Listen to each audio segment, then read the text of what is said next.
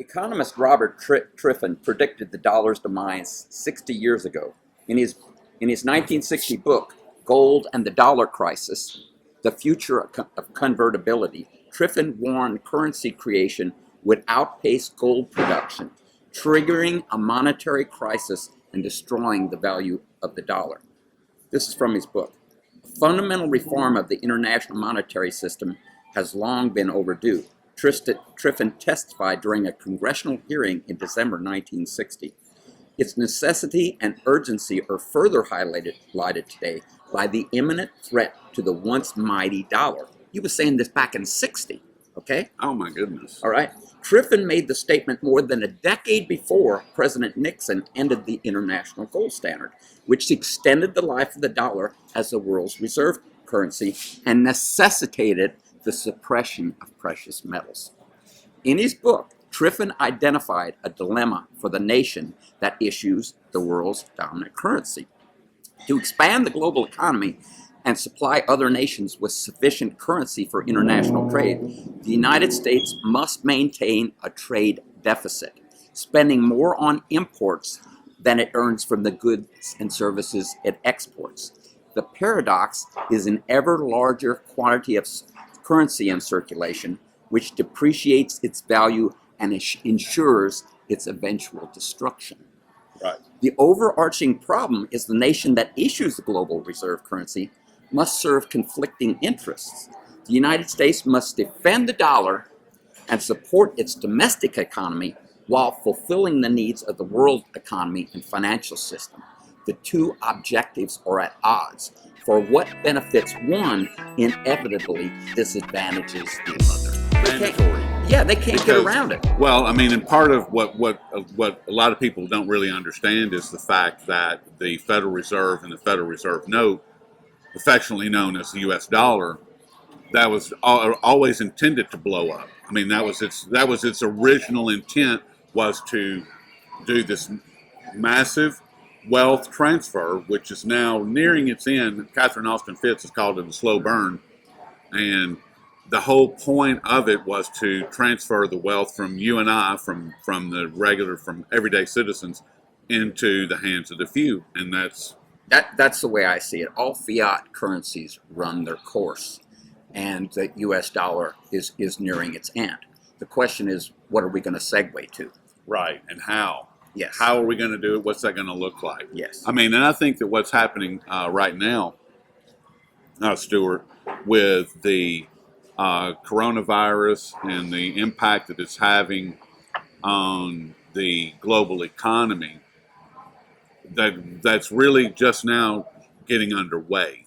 I mean, that's just starting. We don't know what's going to be what's going to look like another 3 weeks from now, 4 weeks from now. Have to remember, today is Saturday, February the 28th. That thing blew up as far as the news on January 20th. January 20th, 1 month and 8 days ago, nobody had heard about coronavirus, and now it's impacting the global economy.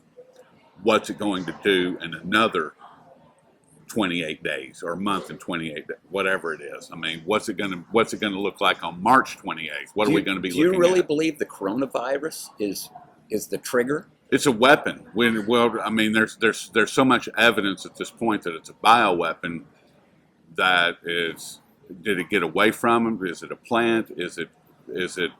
We don't know what it is. But we don't know where it came from. But much of the news is hyperbole. It's hype. It is. It's blown out of proportion. Well, but there are people that are dropping dead. Yes, that's a fact. But they're dropping dead from flu. Many more people die from flu every year than from coronavirus. They aren't walking down the sidewalk and fall over dead. That doesn't happen with the flu. That I've never seen videos of people literally walking down the street and they're out of breath and they can't breathe anymore and they just collapse. They just fall over dead. I mean, that's and that's what I haven't seen those videos. So I've seen plenty of them, and it's terrifying. But so there's something to it. What it is, I don't know. But I'm reporting on it and I'm following it, and I'm not saying that this is the trigger. I'm saying that it's something that to keep in mind, that it could create a bigger shift in what's going on than what we can perceive at this point. I mean, look at what Italy's doing. Look at what the nation's doing. There's a soccer game that I just read. Right, I read about that. Where there's no Attendees, audience. There's two spectators. two teams on a field, and that's it. And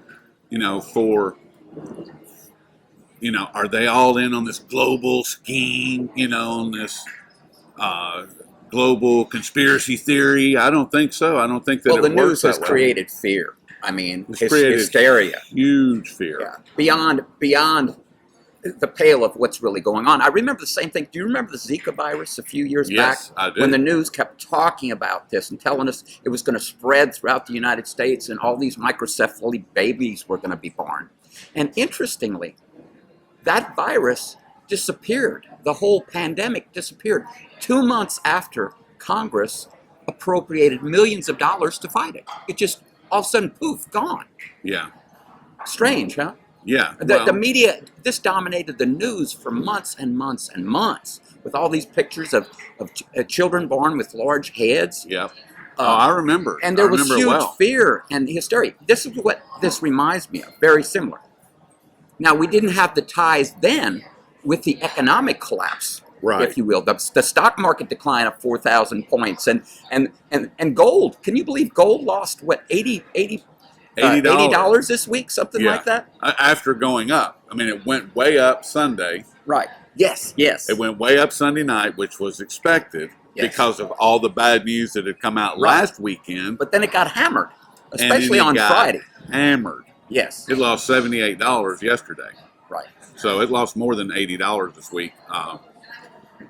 Which is kind of counterintuitive because typically gold is a safe haven when other financial instruments are in decline. That shows that there's something nefarious going on, not only with the coronavirus, but with the overall markets, in my opinion. I mean, that's just an opinion. But, I mean, because gold should have, we should be looking at $1,800 gold instead of $1,575 gold. Right. It was staring down $1,700 Monday. Yes. And now it's below $1,600, which I wrote an article Wednesday and said, is gold headed back below $1,600? And it has. And it has. And in that same article, I was tagging silver at being at, I missed the mark by a lot, but it was close to 19, and I said it was going back to 1780. Silver's declined even more percentage-wise. Percentage-wise, because if you look at the ratio, it's up to 95 to 1 now. Yeah. The gold-silver ratio. Do you recall it being that high before? A couple of times in history, it's been that high. I mean, it's not. I really don't. Be perfectly honest, Stuart, I don't pay attention to the gold-silver ratio because gold is a tier 1 asset on, around the world at the national bank level, but it's not currency, and silver is not currency. So for me, the gold silver ratio is I used to pay really close attention to it, and it got me, and it's actually one of the things that got me into the precious metals market. Sure. And looking at it, but I've since learned that unless it's currency, it's really what is it? What does that gold silver ratio Sure. What does do? it mean? What does it do? What does it do for me? Mm-hmm. What does it mean? How does it impact my everyday, my stack? It doesn't. It has no impact on my stack. It indicates to me that silver is more depressed than gold, and that's what silver analyst Ted Butler concludes. He says that silver is the most suppressed commodity in the world. In the history of the world, probably. Yes. Well, I mean, if you just go back to its high in 1980 of 49 and change, almost $50. There's no product, there's no anything on planet Earth that's less than it was in 1980. Nothing. There's not one thing. But it's also an industrial metal. Right. And if the price got too high, then consumer goods that use silver might skyrocket too. No, they wouldn't. I don't think so because the amount of silver that goes into the products is minuscule. It's not like they're putting an ounce of silver into a TV. They're not. No, it is small. But Right. if it went hyperbolic, the price of silver, it would increase the price of some consumer goods. Yeah, some things it would impact, but I don't think that it would be. Are solar panels But look still at using silver? well, here's an argument that Rick Rule made a few years ago regarding palladium, which is imperative in catalytic converters in automobiles. They're not going to stop putting catalytic converters on cars, and people are going to, palladium is $2,200 right now. Right. So they're still making cars, they're still selling cars, people are still buying them. So it doesn't matter. I mean, it would be the exact same thing. I mean, they would just adjust the price and it'd go on, and people would either pay it or they wouldn't, and that's the But bottom line. it would indicate inflation if consumer prices. Well, see, that's the whole increase. problem with gold and silver is that gold is, and I learned this from James Turk a number of years ago, is that gold, one of its main jobs is to be a barometer of the Yes. health of the economy. Absolutely. The higher the gold price, the sicker the economy. And the dollar, it also indicates, Right. How much the dollar is depreciating. Yeah, or how much value you're losing, and people Yes. that know and understand that, which at this point they've done. The Federal Reserve has done a masterful job of dumbing people down to what value is and what price is. Everybody looks at price and thinks that that's value. It's not. Value and price are two completely different things. But like I said, the Federal Reserve has done a masterful job of dumbing down the people to what that actually is. So, Yes. but you've written a really great book, and it is Rigged: Exposing the Largest Financial Fraud in History. And we're speaking with Stuart Englert, and he was quoting from the book just a moment ago. And Stuart, so far this has been a really great conversation. I'm really appreciative of your time and taking some time out. We'll put a link to the book in the description box below. We've touched on a lot of different things here, and your book. I mean, can you tell us why you felt it was necessary or important to write the story? Sure, Rory, and I really appreciate the invitation to get out the word about my book. In short, I wrote the book because the story needed to be told. It's not being told, but it needs to be told. It does. Chris Powell, who is the Secretary-Treasurer of the Gold Antitrust Action Committee, also known as GATA, has been trying to get the word out for 20 years, since GATA was founded in 1999. And he's provided much of the documentation that I cited in the book. He's provided this to media outlets across the world. The Financial Times, Associated Press, Reuters, the Wall Street Journal, and many others.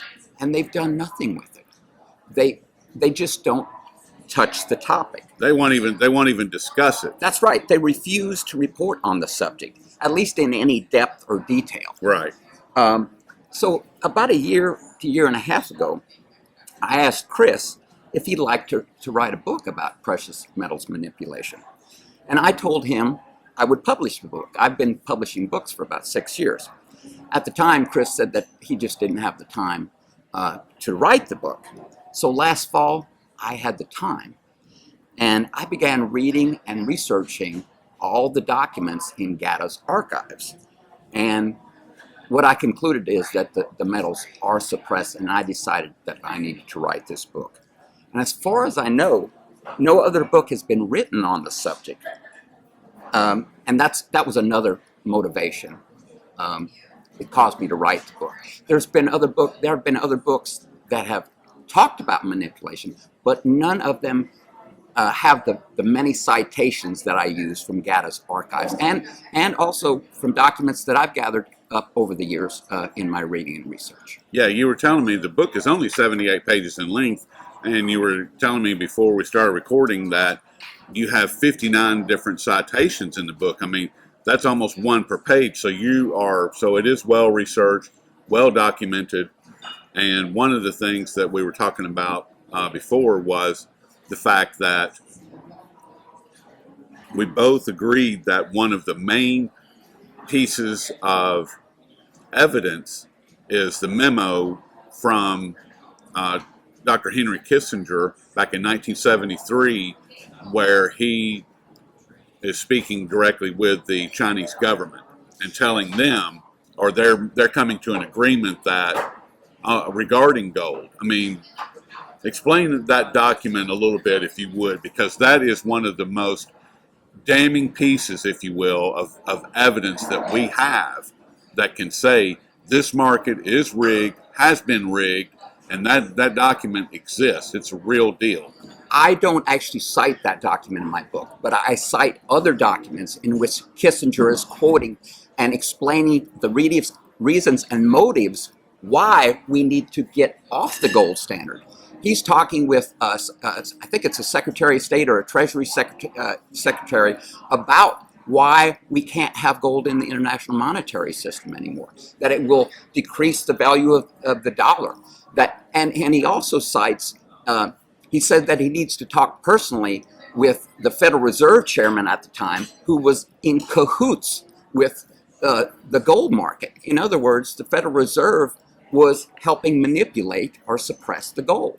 So that's one of the documents that I cite in the book. And the Federal Reserve still is helping to manipulate. They deny it. Of course they do. They deny it, but I don't think there's any doubt with the leases and the swaps that they're doing, and with other central banks around the world, that they are using those mechanisms to manipulate the markets and suppress the price of gold and silver.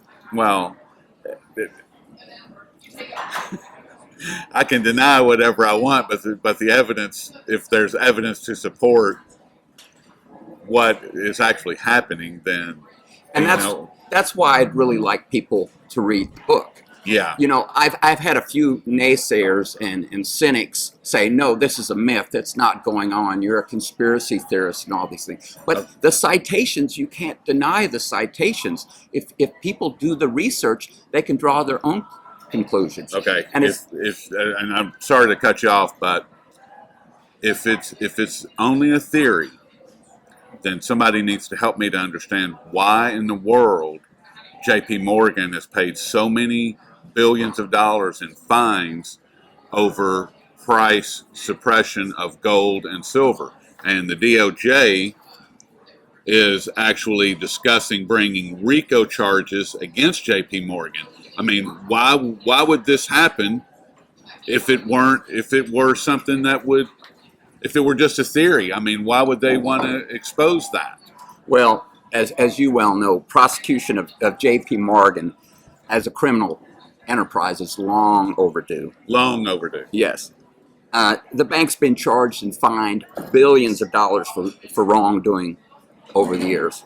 Everything from the LIBOR interest rate rigging scandal to the London whale trading fraud fiasco. They've been charged with manipulating energy markets, repo signing of mortgage foreclosure affidavits. Charges against the bank for manipulating financial markets are nothing new. This is old news. And the Forex, we can't forget they were caught up in the Forex market rigging. Yes. They've been fined for drug money laundering.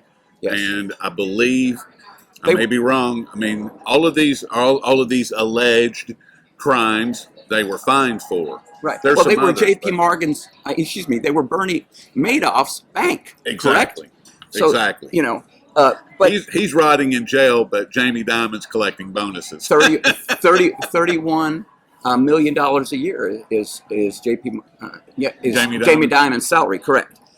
But the recent spoofing charges against the bank are the tip of the iceberg in regard to the precious metals manipulation. The fraud is much bigger than the spoofing and involves gold leases and swaps by the central banks and daily market trading by the banks involving thousands of tons of imaginary what we call paper gold and silver. Right. That's where most of the manipulation is going on today.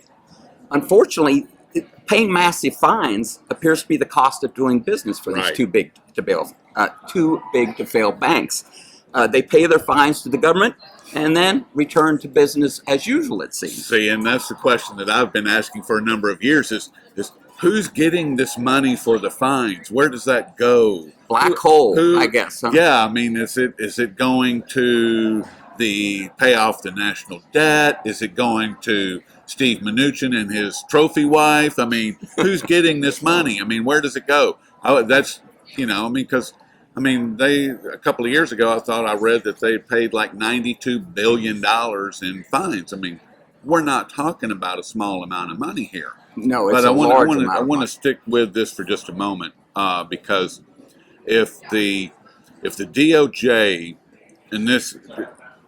if the DOJ actually gets them into a court of law, into a real court with a real judge, with an actual discovery process, what, in your opinion, Stuart, and your research may support some of this already, what do you think would actually come from that if that were to actually happen? I mean, if we were to have a real situation, not these kangaroo courts that we have today. Right. Well, if anybody, including the Department of Justice, truly got to the bottom of the gold and silver price suppression scheme, the entire fraud would fall apart and precious metal prices would rise. And the federal government would have to deal with the consequences of its actions. But that's why I'm not confident anything's going to come out of this. Exactly. I wish it was, but I'm not hopeful. I'm just not confident the government will hold J.P. Morgan or any other major financial institution accountable. I wish they would, but I can't see it happening because they have an interdependent relationship to maintain the U.S. dollar as the world's reserve currency. J.P. Morgan is the largest bank in the nation and a systematically important financial institution. Right. As with Bear Stearns, if J.P. Morgan fails, it could bring down the entire banking system, and because they're all interconnected. Right. And personally, I would be okay with that. I mean, it would be incredibly painful for a decade, but we've just come up. We are now into our 12th year from the last scheme that these criminal scumsuckers ran on us back in 2008. Right. When you remember Hank Paulson? Oh, yes. Holding a gun to the American citizen. The bailout. Yeah, sure. Saying, if you don't give us all this money, there's going to be tanks in the street. $700 billion. Which was actually $16 trillion. Yeah, the Federal Reserve is the one that really bailed the banks out. The Congress appropriated what, $700 billion, but much more was provided to the banks by the Federal Reserve. See, and I think there's the whole problem in what you were saying is that it's not going to happen, and you just pointed out why it's not going to happen. Right. Because it can't. I can't see it happening. Like I said, I wish it would. I do too. But I think there's going to have to be a bigger trigger to actually bring us back to sound money and fair markets. Do you think that that's possible in our lifetime? I don't know that. I don't know if enough people can be woken up to the fraud. That's why I wrote the book, Rigged, exposing the largest financial fraud in history. That's why I wrote the book. To help that awakening process. The awakening process. I think a large number of people are waking up. They're asking good questions. Yes. They know something's wrong and they can't put their finger on it. And I'm hoping that's one of the reasons I wrote the book and wrote the book the way I wrote it. I started out to write a primer or a guide for novices on the subject. I wanted to write in layman terms that everyone could understand. I tried to, as much as possible, avoid the financial jargon. Some of the documents, you have to delve into that. Yes. with the quotes from the bankers and the political officials. but I tried to convey. Which is like, I don't mean to interrupt you, but that's like reading mud. Yes, In all yes. honesty, and, I mean, and it's that way for a reason. Absolutely, it is. So I'm sorry. I tried to convey the details as simply as I could, avoiding language that would prompt someone to stop reading. I don't know whether I've succeeded or failed, since I haven't received a lot of feedback on the book yet, and I'm hoping I do. But I've been pleasantly surprised with the response that I received about the book in terms of sales. In fact, there's an international audience for this, I found out. Sales were so brisk in the first 3 weeks that Amazon ranked it the #1 new release in the money and monetary policy category. Very nice. Which I was astounded. That's awesome. I thought, if I sold 25 to 50 copies, that's about all I would do. But copies have been sold. Listen to this. Copies have been sold in Australia, Canada, France, Germany, Japan, and the United Kingdom. I'm surprised. There's an international audience for this story. Yeah, well, I mean, when I saw it on, which is how I got in touch with you, it's because it was on the GATA website. Yeah, it was on GATA's website. You know, Chris Powell and Bill Murphy, they had published they had made an announcement for your book, and I carried that over at the Daily Coin, which is, I'm hoping that we can continue to help to move your book, because I think that it is important. I think that people need to understand the story. It's one of the things. Earlier this year, during prayer time, it came to me that this year there was going to be people that know what I do, that I didn't know, that were going to come to me and ask me about what's going on with gold, what's going on with the economy, what's going on with the monetary system. And 2 people have already, out of the blue, that's already happened twice. That's great.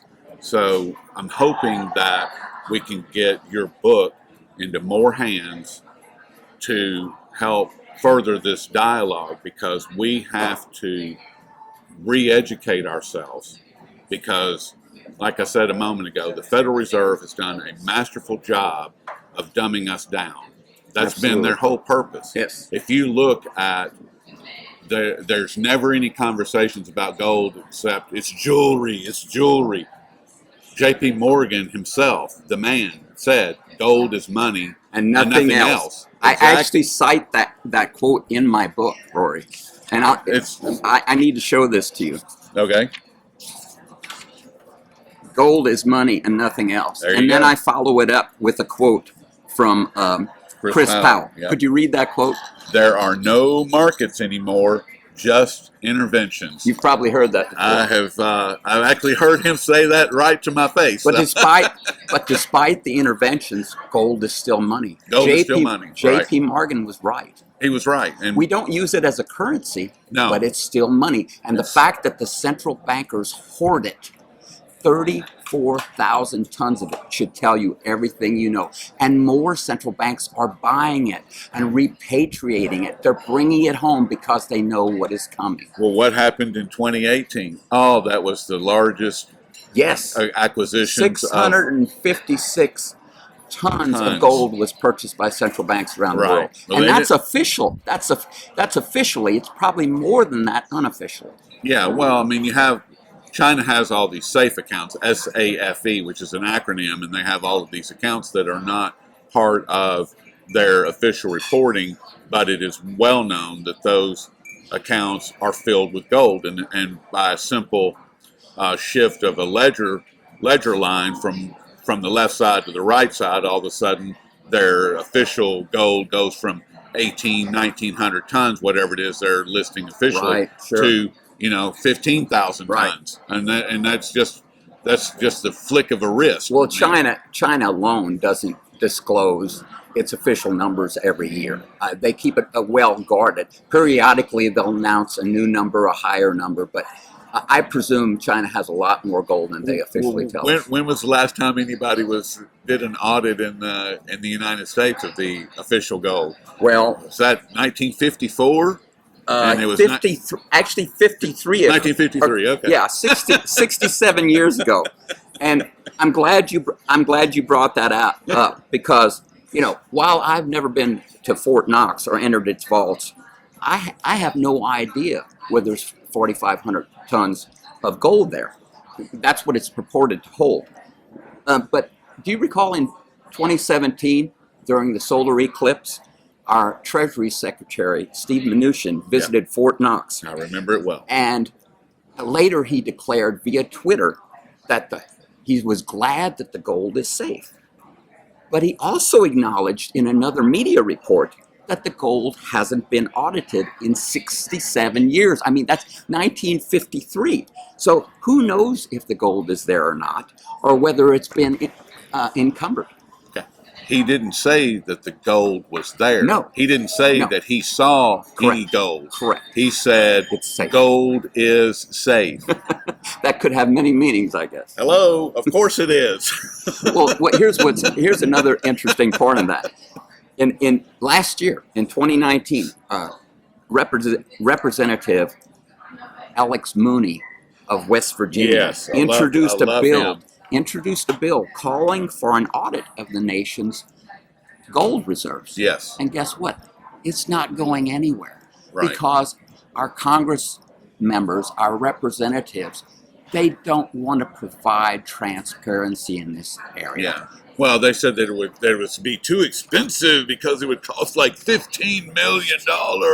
It's like, okay, so you're talking about 2 minutes of government spending? Is that what Right. we're discussing here? The bigger issue is they don't want to disclose You think? what. Yes, absolutely. Yeah, it's a joke. I mean, it's unfortunately we have no representation anymore. We have a fake currency that is being. The good news is that it's getting exposed, not only here in the States but around the world, as more and more of these. One of the things about coronavirus is that it's exposing the fragility of everything. I agree with that. All the mechanisms and all the nonsense that's been built over the past Right. 40 or 50 years is now being completely exposed. Yes. Because we don't even have penicillin in this country. Once the penicillin that's on shore is gone, we won't have any more because our penicillin in the United States Produced overseas? is produced in China. Yes. And guess Yes. what's happening in China? Oh, they're not working.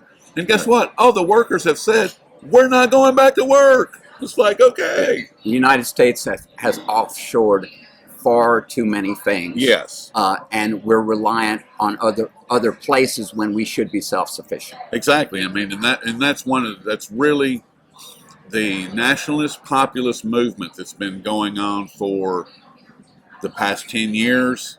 Started out real quiet. I always point back to Occupy Wall Street, the birth of Occupy Wall Street.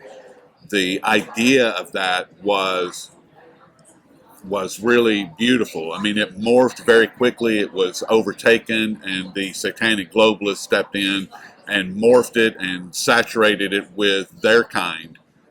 But the whole idea was to bring attention to the central bank system, the central planning system, and that was the whole idea. And that went globally in a flash. Really? And now we're starting to see people like Bolsonaro down in Brazil, and Salvini in Italy, and Orban in Hungary, and Putin in Russia, and Trump in the United States, and Boris Johnson in the UK. We're starting to see. There's a populist movement. We're going starting on. to see all of the fruit of that one little flash begin to grow. I mean, and we can't overlook what's been happening in France for over a year, Right. where these people have been protesting every week for more than a year now. Yes. And so, One observation that I've made, and this happened after the bank bailouts in 2008, is you had the rise of the Tea Party. Do you remember the Tea yes. Party movement? Oh, yeah.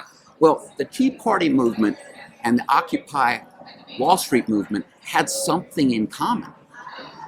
Neither liked the bailouts of the Right. banks. They knew that stunk. They Right. knew that That was that the system, these bankers should not have been bailed out. They had something in common. But where they differed was that the Tea Party blamed the government and Occupy Wall Street blamed the banks. And what the true problem is the collusion between the two. And we see that in the suppression of gold and silver prices. Yes, that's where they meet. That's where the two meet. That's right. And what happens when these grass movements start is they're commandeered by the establishment. Yes, and they're shut down. That's correct. And as you see now, the Tea Party movement is pretty much non-existent, as I see. The national, one of their big issues was the rise in the national debt and deficit spending. Well, the debt continues to grow. You think $1 trillion a year is a little much? Yeah, 23 trillion and growing. And I don't see it stopping. In fact, I believe if the federal government stopped deficit spending, the economy would collapse. I know that it would. I mean, because they're not taking in near enough. That's right. I mean, because the 23 trillion doesn't account for the the so-called unfunded liabilities, Absolutely. which are the major ones. Social Security, Medicare, Medicaid, all Exactly. the government pensions. Think of the pensions. Think of the percentage of people that are on government pensions or work on government contracts. It's phenomenal. It's mind-boggling. The numbers are so big. I mean that our brains aren't adapt at understanding what $1 trillion actually is. I agree. We can't wrap our heads around. No, we don't. It's an imaginary Yes. situation. I mean, our brains can barely deal with 1 million, much less 1 trillion. I mean, it's just, and it's not because we're ignorant. It's because we don't have any points of reference. I mean, we've never seen Absolutely. 1 trillion of anything. None of us have. No. And we probably won't. It's beyond the realm of our ability to conceive it. Yes, and so the point is that what are we actually dealing with? I mean, when we start throwing around these numbers that 200 trillion. Ones and zeros, just like digital currency. It's endless. I mean, what if they go in and start doing like Maduro did, just like, well, just add another zero or take one off, just take a zero off. Hyperinflation, right? Yeah, okay, it'll be all right. And guess what they're using? What is Venezuela trying to get back from London? It's gold. Yes. And my understanding is the Bank of England won't give it back. No, they won't. They won't, because it could use it to help fund the government there. And Salvini did the same thing, and look what happened to him. They said, "Well, he asked for their gold back," and that's when the satanic globalists surrounded him and said, "Well, you can step down now. You can either shut up, or it's not going to be very pleasant for you, and you need to shut this gold talk down immediately." Right. So you're saying the wrong thing at the wrong time. Wrong thing, and look at how quickly that conversation was squashed. Ended. Yes. It ended. It stopped. So, Stuart, I could talk to you the rest of the day. This is great. I really hope that we can do this again, and I really hope that we can do it again. We're doing it face to face, just so you guys out there in the audience know, which is something that I rarely get to do. Most of the time, I'm talking to people from somewhere else in the world. But Stuart and I both live here in Nashville, and it's wonderful to be able to have a comrade in arms, a brother in arms, pushing the rock in the same direction. Well, it's been good meeting you too, Rory, and it is a coincidence that we both live here in Nashville. It's been enjoyable talking to you today. I appreciate you promoting my book, helping spread the word about it, endorsing it. If Yes. you will, and Fully. I hope people will read it and get a better understanding of how our monetary system works. I do too. I feel confident that we'll be able to sell at least a few copies of it for you. And once again, the description box is the link is in the description box below. And Stuart, we'll have to do this again. Thank you so much, Rory. It's been a pleasure.